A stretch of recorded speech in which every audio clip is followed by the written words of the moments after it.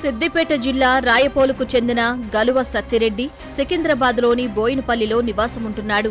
కామారెడ్డి జిల్లా బిక్కనూరు మండలం తిప్పాపూర్లో బంధువు చనిపోవడంతో వెంకట్రెడ్డి తన కుటుంబీకులతో కలిసి కారులో వెళ్లారు.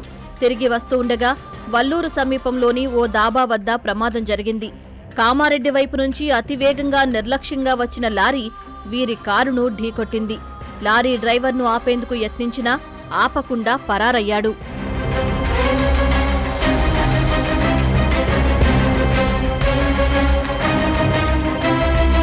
లారీ డ్రైవర్ చర్యతో సత్తిరెడ్డి ఆయన సోదరుడు వెంకట్రెడ్డి కోపంతో ఊగిపోయారు.